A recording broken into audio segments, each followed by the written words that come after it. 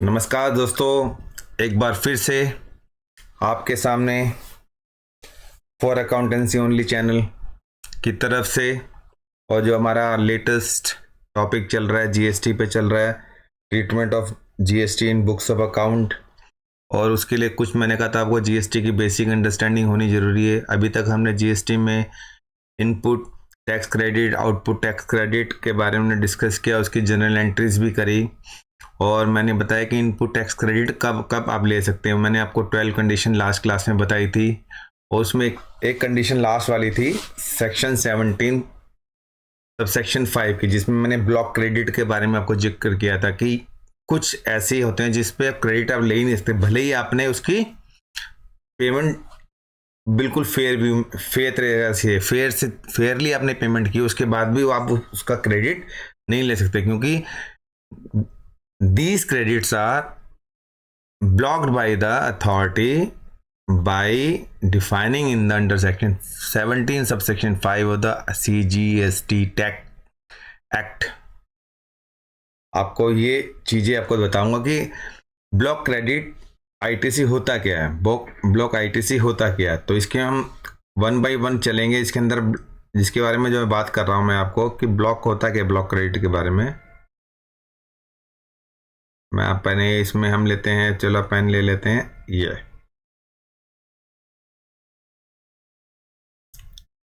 जैसे कि मैंने बताया section 17.5 block credit list is as follow.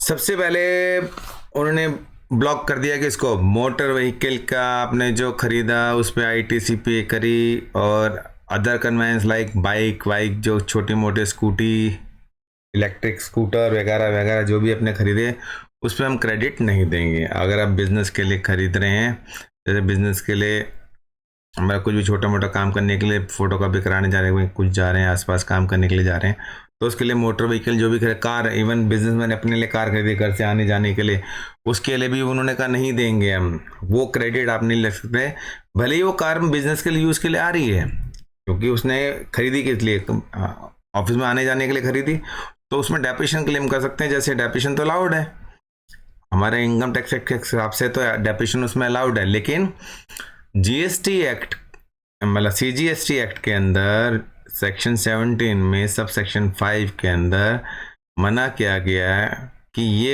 एक तरह का ब्लॉक क्रेडिट है, इस पे आप आईटीसी नहीं ले सकते। यानी कि ये आईटीसी किसी भी तरह से आपके लायबिलिटी रजिस्टर को सेटल नहीं करेगी, ये ध्यान रखना, लायबिलिटी रजिस्टर को सेटल नहीं करेगी। लेकिन इसमें भी एक कैच है। हम किसकी बात करें?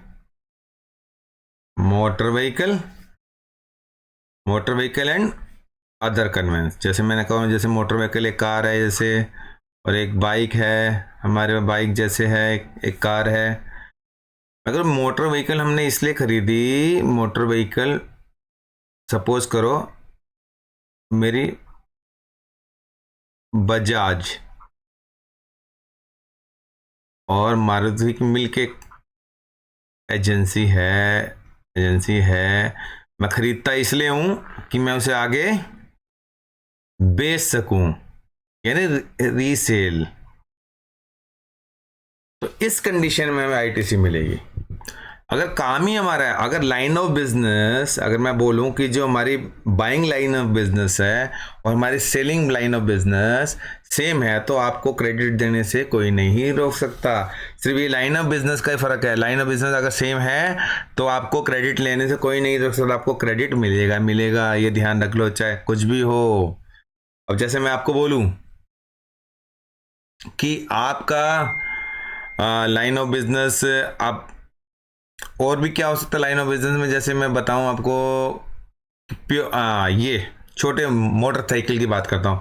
हमने मोटरसाइकिल इसलिए खरीदी कि हम पर्टिकुलरली उससे, जैसे कोई मान के चलो, कोई मान के चलते हैं दूधिया है, दूधिया समझ सकते हो ना, मिल्कमैन बेचारा गरीब, वो कहता है कि मैंने तो बाइक किस लिए खरीदी कि मैं सिर्फ एक्सक्लूसिवली यूज करूंगा, किसके लिए एक्सक्लूसिवली यूज करूंगा, डिलीवरी ऑफ मिल्क, बिना बाइक के, या कोई हमने कोई दूध का टैंक खरीदा, मिल्क टैंक बड़ा गाड़ी खरीदी, उसके बिना तो डिलीवरी हो ही नहीं सकती। जब नहीं हो सकती तो आपको इसमें भी आईटीसी मिलेगा।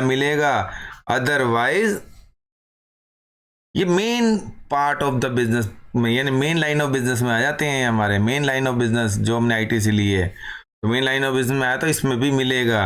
अब आते हैं जैसे food and beverages. Food and beverages में तो कोई बहाना चलेगा ही नहीं। फूड एंड बेवरेजेस में क्या है, कैंटीन में अपने एम्प्लॉयज़ के लिए कैंटीन में फूड एंड बेवरेज मंगा दी है, तो बोलेंगे नहीं हमने तो अपने एम्प्लॉयज़ के बेनिफिट के लिए तो बुलाया है कि एम्प्लॉय बाहर ना जाएं ज़्यादा, हमारा टाइम वेस्ट ना हो, तो हम कैंटीन में उनके लिए रिफ़्रेशमेंट के लिए चीज़ें मंगाते हैं। उस पर तो हमें मिलना चाहिए, क्योंकि हम बिज़नेस को बढ़ाने के लिए खिंचे रहेंगे। नहीं, यहाँ पे आईटीसी नहीं मिलेगा, आईटीसी नहीं मिलेगा। और मेंबरशिप, अब बात आ गई कि मेंबरशिप किसकी हो सकती है, क्लब मेंबरशिप हो सकती है। और क्या हो सकती है, क्लब मेंबरशिप और मेंबरशिप हो सकती है। जैसे मैं आपको बताऊं, घूमने वाली मेंबरशिप, जैसे हमारी किसकी चल रही है आजकल, बहुत छोटे छोटे मेरे क्लब महिंद्रा ये मेंबरशिप ली है। किसके लिए ली है, अपने लिए भी ले सकते हैं, अपने एम्प्लॉयज़ के लिए, सेल्फ और एम्प्लॉय दोनों के लिए है, तो इसका आईटीसी नहीं मिलेगा। इनपुट टैक्स क्रेडिट नहीं मिलेगा, ये चीज़ आपको ध्यान रखनी है, इनपुट टैक्स क्रेडिट नहीं मिलेगा। अब हमारे और कौन सी चीज़ें, हमने कैब को रेंट पे लिया, और दूसरा, दो चीज़ें इसमें, एक रेंट ए कैब, ये अलग कर देते हैं इसको, ठीक है, और दूसरा इंश्योरेंस अलग कर देते हैं। एम्प्लॉयज़ के लिए घर से लाने ले जाने के लिए, या इतना बड़ा कैंपस है हमारा, एक गेट तक आता है, वो गेट से लेके यहाँ तक ले जाने के लिए, उसको कैंपस इतना बड़ा है, यहाँ तक ले जाने के लिए हमारी बसेस जाती हैं, जैसे ये। तो अगर ये हम क्या ये रेंट पे लेते हैं, तो कहते हैं हम जो रेंट पे लेते हैं यहाँ पे हम जीएसटी पे करते हैं रेंट वाले को, तो क्या हम अपने बिजनेस में नहीं लेंगे, तो कहते नहीं मिलेगा, ये भाई नहीं मिलेगा। अगर सेम लाइन ऑफ बिजनेस में तो मिलेगा। सपोज करो अगर आपने रेंट पे कैब ली और वो कैब मैंने आगे वैष्णो देवी दर्शन के लिए लगा दी, उसमें भी हम टिकट चार्ज कर रहे हैं, तो यहाँ से भी जीएसटी कलेक्ट कर रहे हैं, तो लाइन ऑफ बिजनेस सेम होगी। तो यहाँ पे आईटीसी मिलेगा, यहाँ पे आईटीसी नहीं मिलेगा। ये चीज आपको ध्यान रखनी है। Rent a cab main line of business, जो आईसीटी की जो मतलब जो हमने आईटीसी जो हम ले रहे हैं उसका लाइन ऑफ बिजनेस ऑलमोस्ट वो दूसरी लाइन ऑफ बिजनेस सेम हो जाती है, तब हमें आईटीसी क्लेम कर सकते हैं। ब्लॉक हट जाएगा, ब्लॉक क्रेडिट हट जाएगा, बोला लिखा है ब्लॉक है लेकिन ब्लॉक नहीं होगा वो। इंश्योरेंस कैसे कर सकता है, टर्म इंश्योरेंस हो सकता है, एक्सीडेंट इंश्योरेंस हो सकता है, लाइफ इंश्योरेंस हो सकता है, और क्या एंडाउमेंट इंश्योरेंस हो सकता है। ये हमने एम्प्लॉयज़ के लिए अपने लिए कुछ भी ले रहे हैं तो ये एक तरह से ब्लॉक क्रेडिट है, ये हमारा ब्लॉक क्रेडिट है। लेकिन हमारा काम ही री इंश्योरेंस का है, हम इंश्योरेंस लेते हैं और दूसरे से रिस्क फॉरवर्ड कर लेते हैं। जैसे री इंश्योरेंस का आपने कॉन्सेप्ट सुना होगा। री इंश्योरेंस में क्या होता है, ऐसा होता है जैसे कि मेरा इंश्योरेंस का बिजनेस है, मैंने आगे 100 लोगों का इंश्योरेंस लिया, लेकिन मेरे पास इतनी कैपेबिलिटी नहीं, इतना रिस्क कैपेबिलिटी नहीं कि मैं अगर कुछ मतलब कुछ मिस हैपनिंग हो जाती है उस केस में मुझे इंश्योरेंस प्रीमियम की जगह उसका उनको क्लेम देना पड़ेगा। तो मैं क्या करता हूँ, फर्दर पीछे से भी उठा लेता हूँ कि यार 50% तुम बियर कर लो, 50% मैं बियर कर लेता हूँ। तो वो 50% जो हमने वहाँ से लिया तो उसको हमें आईटीसी उसके लिए पे किया मैंने, तो वो आईटीसी का क्लेम मिल जाएगा, क्योंकि लाइन ऑफ बिजनेस सेम होगी। अगर लाइन ऑफ बिजनेस सेम है तो हमें आईटीसी मिलेगा, अगर अदरवाइज नहीं तो इंश्योरेंस का नहीं मिलता। तो ये आईटीसी मिलेगा, लाइन ऑफ बिजनेस है। अगर लाइन ऑफ बिजनेस सेम नहीं तो आईटीसी नहीं मिलेगा, ये ध्यान रखना है। अभी आ गया हमारा ट्रैवल बेनिफिट टू एम्प्लॉयज़। हमने एम्प्लॉयज़ को भेजा है किसके लिए, मान के चलते हैं एम्प्लॉयज़ को हमने भेज दिया ट्रेनिंग के लिए, बाहर फॉरेन भेज दिया, या एंजॉयमेंट के लिए विजिट छुट्टी स्पेंड करने के लिए भेजा, और मतलब एक तरह से बूस्ट करने के लिए, मोरल बढ़ाने के लिए एम्प्लॉयज़ का, तो क्या आईटीसी मिलेगा? तो अथॉरिटी ने बोला नहीं नहीं, यहाँ पे आईटीसी आपका ब्लॉक है।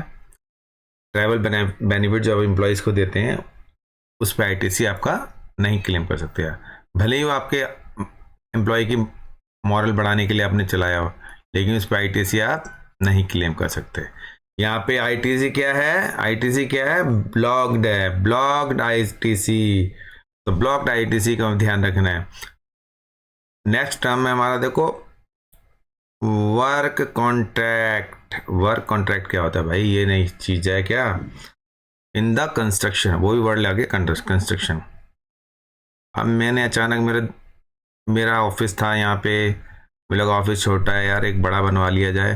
तो मैंने क्या कहा, किसी एक्स वाई कंस्ट्रक्शन कंपनी है, कंस्ट्रक्शन कंपनी को मैंने कॉन्ट्रैक्ट दिया, क्या मेरा ये पूरा बना दो। तो पूरा वर्क कॉन्ट्रैक्ट दे दिया, ये आप ये बिल्डिंग बना दो मेरे लिए।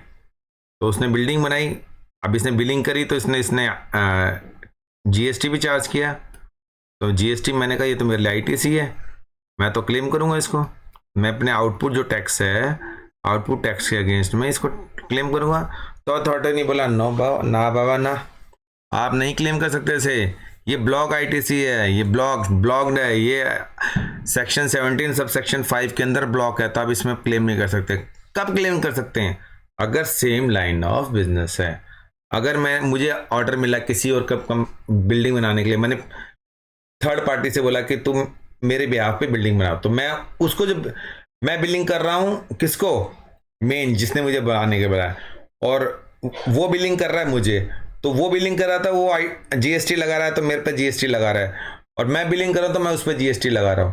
तो जो इसको मैंने जो जीएसटी कलेक्ट की है, आउटपुट टैक्स क्रेडिट, आउटपुट जो टैक्स है मिला है, हमें जीएसटी मिला, और यहां से जो मुझे इनपुट मिला, इसको हम एडजस्टमेंट कर सकते हैं। क्यों कर सकते हैं? क्योंकि same line of business, same line of business में आपको मिलेगा ही मिलेगा, सेम लाइन ऑफ बिजनेस में आपको मिलेगा।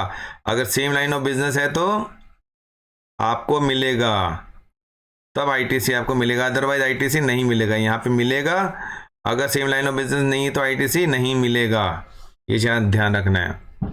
अब inward supply in self construction, अब तो ये तो मैंने ये बोला, मैं ही बनाता हूँ भाई, किसी वर्क कॉन्ट्रैक्ट नहीं देता। तो ये जब मैं बनाऊंगा अपनी नई बिल्डिंग, तो इसके लिए मैं ईंट बढ़ाऊंगा, मिट्टी मंगाऊंगा, रेत मंगाऊंगा, सीमेंट मंगाऊंगा, जो सब मंगाऊंगा सब आईटीसी पे करूंगा। तो धीरे धीरे धीरे करके मैं अपनी बिल्डिंग खड़ी कर दूंगा। जो बिल्डिंग खड़ी होने के बाद मैं बोलूँगा बिल्डिंग खड़ी होगी, मैंने इतना सारा जीएसटी पे किया बिल्डिंग बनाने में, मैं इसकी तो आईटीसी लूंगा अपने, जो आगे से आउटपुट लायबिलिटी बनती है। तो अथॉरिटी ने बोला ब्लॉक्ड, ये है ब्लॉक, ये ब्लॉक क्रेडिट है। ये सेक्शन 17 सब सेक्शन 5 के अंदर हमने एक तरह से नेगेटिव लिस्ट बना रखी है।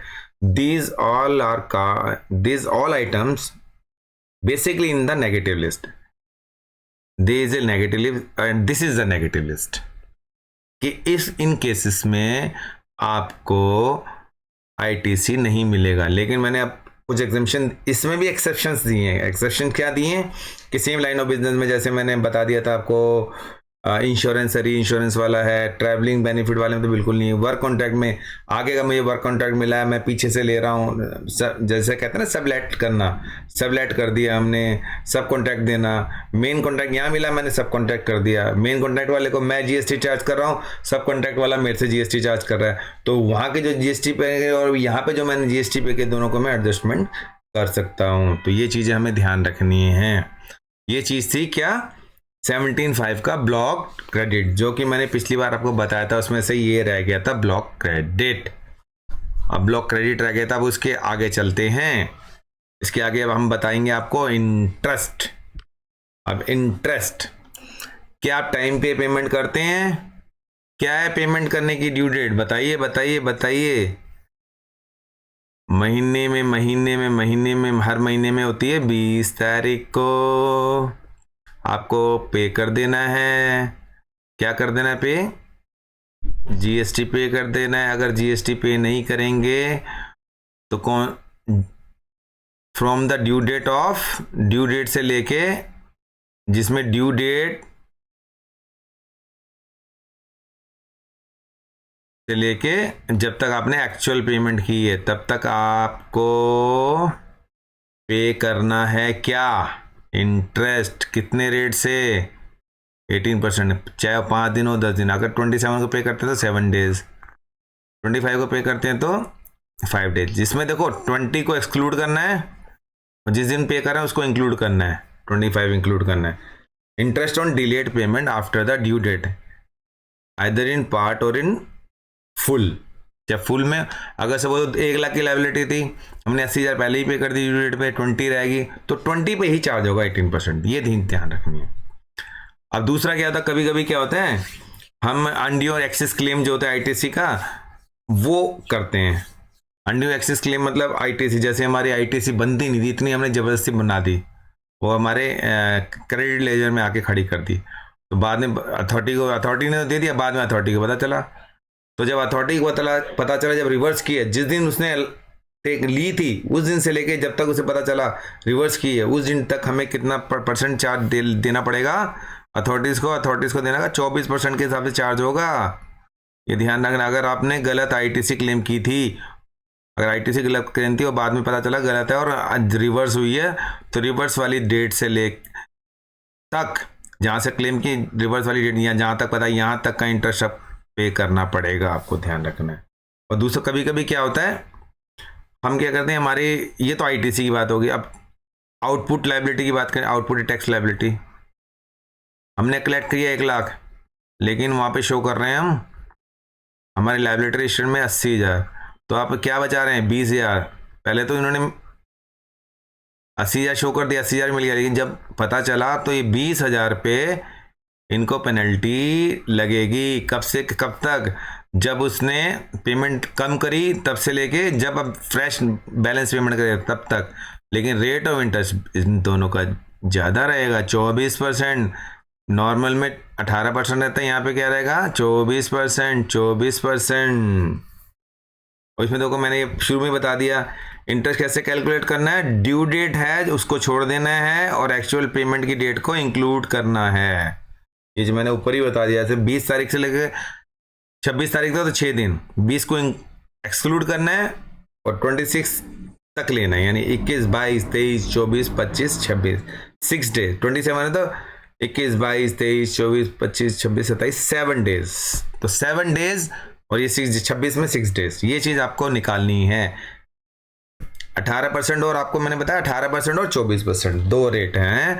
18% नॉर्मल है, जो नॉर्मल आप पे नहीं कर पाते, कभी कभी क्या होता है मजबूरी होती है, पैसे नहीं होते जिसकी वजह से पे नहीं कर पाते, तो उस केस में जितने लेट पे करेंगे वो 18% के हिसाब से इंटरेस्ट लगेगा। मान के चलो आपको लोन मिला हुआ है 18% के हिसाब से, अगर आप गलत क्लेम करते तो वो 24% हो जाता है। गलत आईटीसी क्लेम किया, गलत लायबिलिटी, अपने लायबिलिटी को रिड्यूस कर दिया गलती से, तो उस केस में 24% होगा। तो ये चीज़ें थी हमने जो डिस्कस करी। इसमें मैं एक बार फिर आपको दिखाना चाहूँगा क्या क्या चीज़ हमने करी। ब्लॉक आईटीसी में मैंने बता दिया था। और एक चीज़ हमें ब्लॉक आईटीसी में मैंने एक चीज़ और आपको बताना रह गया, जो मैंने बतानी थी कि इसके 3 कंडीशन होती हैं, मतलब 3 मेन चीज़ों में ध्यान देना पड़ता है। हमने बता दिया क्या क्या ब्लॉक है, लेकिन जो भी पेनल्टी और इंटरेस्ट है, जो भी मैंने पीछे बताया, जो पेनल्टी और इंटरेस्ट है वो डिले पेमेंट का, वो वॉलेंट्री पे करना पड़ता है। इंटरेस्ट जो होता है वॉलेंट्री पे करना पड़ता है, कहीं हमारे पास नोटिस नहीं आएगा, ध्यान रखना, नोटिस नहीं आएगा। और दूसरा, जो भी लायबिलिटीज़ हैं जो गलत क्लेम करें वो क्रेडिट लेजर से में नहीं आना चाहिए, मतलब कि जो लायबिलिटी रजिस्टर है ना वहाँ पे नहीं आना चाहिए। यानी इसको फी को पे करने के लिए, फी जो इंटरेस्ट है जो हमारा या पेनल्टी है, इनके लिए कभी भी आप आईटीसी यूज़ नहीं करेंगे। आईटीसी किसके लिए कभी भी यूज नहीं, आईटीसी केवल लायबिलिटी पे करने के लिए करेंगी, कोई फी इंटरेस्ट पेनल्टी के लिए नहीं करेंगे, ध्यान रखना। ये कभी भी ध्यान ऐसे नहीं निकलना चाहिए। और तीसरा एक ये मोस्ट इम्पोर्टेंट चीज़ है, कभी कभी क्या होता है हमारा, हम गलत रेट पे टैक्स कैलकुलेट कर किसी से चार्ज कर लेते हैं। जैसे 18% था, हमने 12% पे कर लिया, और भर दिया। तो मैं कहता हूँ चलो ये आप 6% में उससे और ले लेता हूँ। 6% नहीं लेना, आपको 18% लेना है। दोबारा 18% लेके आपके दो हो जाएंगे। 18% वाला भी दिखाएगा वहाँ पे रजिस्टर में, और ये 12% वाला भी कैश रजिस्टर में दिखाएगा। ये दोनों पड़े होंगे यहाँ पे कैश रजिस्टर में। तो आपको ये 12% का रिफंड मिल जाएगा जो आपने गलत कलेक्ट किया था। तो ये रिफंड रिफंड इसी केस में आता है, ध्यान रखना। ये रिफंड चीज़ है। ये किसका है? इंटरेस्ट का। जो मैंने बताया था इंटरेस्ट 18% को क्या क्या बताया था? इंटरेस्ट एक 18% भी पे होता है हमारा, और 24% भी ये इंटरेस्ट होता है। और ये अलग सिनेरियो है जब हमने कलेक्शन ही गलत रेट पे कर लिया या गलत कलेक्शन किया, तो उसका रिफंड मिलता है। उसको एडजस्ट नहीं करना है, एडजस्ट नहीं करना है, ध्यान रखना है। ये चीज़ है इम्पोर्टेंट। तो ये मैंने जीएसटी का बेसिकली आपको ऑलमोस्ट मैंने सारा कवर कर दिया।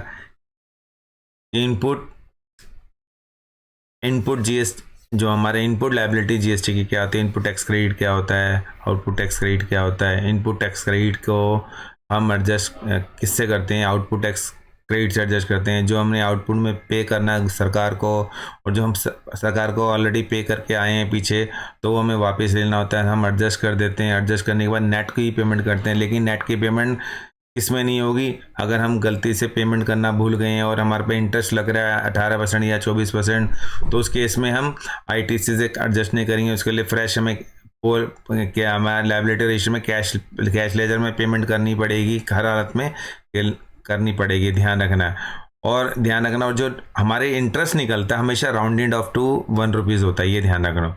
जो भी हमारा इंटरेस्ट होता है, अगर इंटरेस्ट आया 2229.5, तो ये 2299 जो है 0.5 को बन के 22 की जगह 2300 हो जाएगा। 2299.50 को 2300 रुपये हम कहेंगे। ये चीज़ें हमें ध्यान रखने की चीज़ें, ये बहुत इंपॉर्टेंट चीज़ थी जो मैंने आपको डिस्कस करी। और इसको बिल्कुल ध्यान से पढ़िएगा। एक बार वीडियो को 1 2 3 बार, जितनी बार हो सके देख सकिए तो देखिए, इसे शेयर कीजिए। बहुत इंपॉर्टेंट टर्मिनोलॉजी है, बहुत इंपॉर्टेंट कॉन्सेप्ट है जीएसटी का ये, जिसको हर किसी को पता होना चाहिए।